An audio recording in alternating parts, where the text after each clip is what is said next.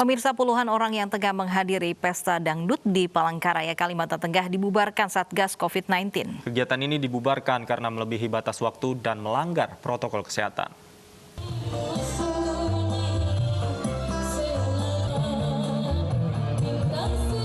Beginilah suasana hajatan yang menggelar acara musik organ tunggal pada Minggu dini hari tadi.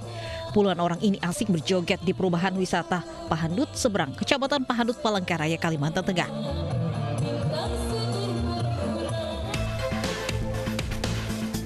Mendapat laporan dari masyarakat, anggota Satgas COVID-19 Kota Palangkaraya pun langsung mendatangi lokasi dan meminta tuan rumah menghentikan acara.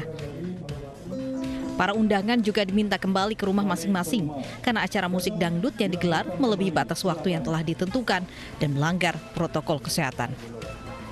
Meski telah menggunakan masker, para undangan ini abai dalam menjaga jarak fisik sehingga rawan penyebaran COVID-19. Ada organ tunggal, misalnya ada acara nyanyi masih diperbolehkan sampai pukul 21.00. Nah, dari waktu ini karena sudah menepati batasnya, jadi kita melaksanakan himbauan kepada tuan rumah. Atas insiden ini, Satgas COVID-19 memberikan teguran keras kepada penyelenggara acara.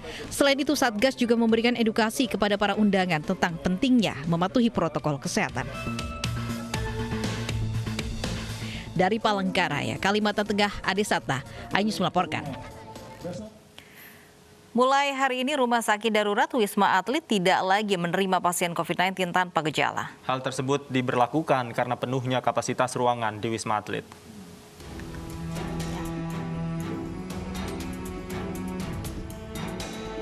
Rumah Sakit Darurat COVID-19 Wisma Atlet Kemayoran mulai hari ini sementara tidak menerima pasien COVID-19 tanpa gejala atau OTG.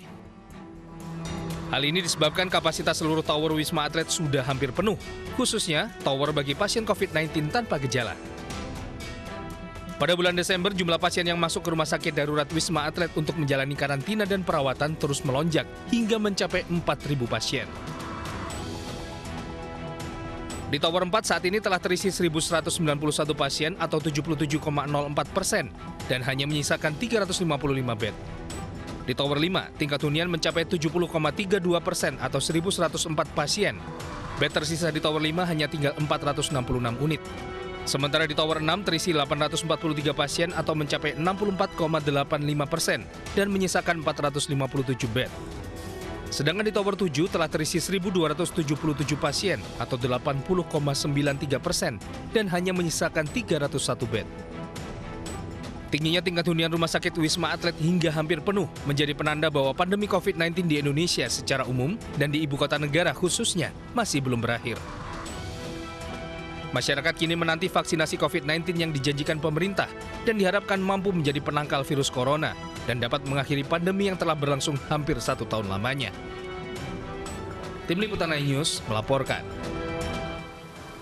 Pemirsa, kapasitas di Rumah Sakit Darurat Wisma Atlet Kemayoran, Jakarta Pusat hampir penuh dan tidak menerima pasien COVID tanpa gejala. Informasi selengkapnya sudah ada rekan kami Vicky Rian di sana. Vicky, berapa persen hunian di Rumah Sakit Darurat Wisma Atlet yang tersedia hingga saat ini?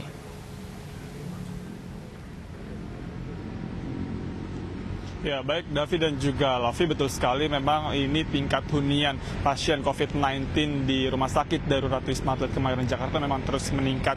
Kami telah mengkonfirmasi dari Komandan Lapangan Rumah Sakit Darurat Wisma Atlet, Letkol TNI Muhammad Harifin mengatakan bahwa memang betul mulai hari ini bahkan mulai Sabtu kemarin Rumah Sakit Darurat Wisma Atlet ini tidak lagi menerima pasien positif tanpa gejala.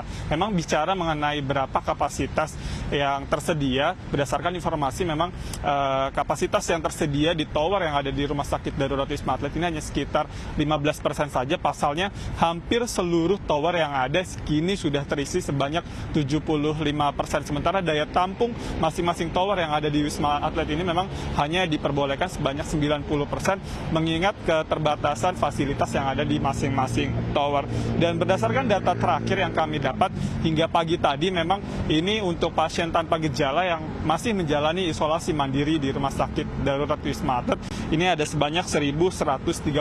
Sementara pasien dengan gejala ringan maupun sedang ini sebanyak 3.404 pasien yang masih menjalani rawat inap di Tower 4, 6, dan 7. Sementara untuk pasien tanpa gejala ini ada di Tower 5 yang memang dikhususkan untuk mereka melakukan isolasi mandiri. Dan pihak Rumah Sakit Darurat Wisma Atlet Kemayoran Jakarta memang terus mengimbau masyarakat nantinya agar dapat menghindari libur akhir tahun, mengingat memang akhir tahun nanti ada libur Natal dan Tahun Baru. Dan informasi dari Rumah Sakit Darurat Wisma Atlet, memang pasien yang dirawat di sini kebanyakan adalah klaster keluarga dan juga perkantoran. Davi, kembali ke Anda. Baik, terima kasih laporannya Vicky Rian melaporkan langsung dari Rumah Sakit Darurat Wisma Atlet Jakarta. Puluhan mantan pasien COVID-19 di Kota Bogor, Jawa Barat tergabung menjadi relawan dalam komunitas bernama Temanku. Komunitas ini aktif memberikan pendampingan dan bantuan bagi warga yang terpapar COVID-19 dan sedang menjalani isolasi mandiri.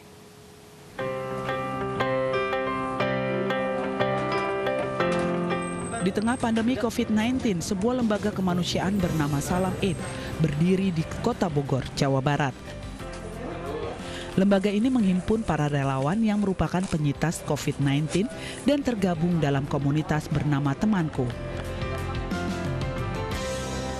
Kita ingin mempertemukan antara para survivor yang tanda kutip sudah punya pengalaman menghadapi COVID-19 untuk membantu mereka yang masih terpapar.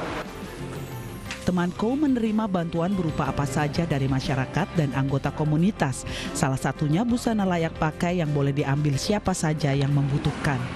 Temanku juga menyiapkan bantuan bagi para penderita COVID-19 yang masih isolasi mandiri. Para relawan ini mendatangi satu persatu rumah dan mengantarkan sembako serta keperluan sehari-hari kepada mereka. Saya pernah mengalami diskriminasi dari tetangga-tetangga, dari warga sekitar saat saya terkena COVID. Keluarga saya sempat depresi, saya pun sempat depresi. Jadi saya tidak mau teman-teman yang sedang berjuang melawan penyakitnya juga harus berjuang melawan diskriminasi dari orang sekitar. Dan sampai dengan kedepannya pun tidak akan ada. Tak hanya memberi bantuan, para relawan juga mendatangi perkampungan dan memberikan edukasi seputar COVID-19. Cara mencuci tangan, menggunakan masker yang benar, dan menjaga jarak menjadi poin utama. Harapannya satu, masyarakat semakin akrab dengan kebiasaan baru dan disiplin menjalankannya. Dari Bogor, Jawa Barat, Furqon Munawar, iNews melaporkan.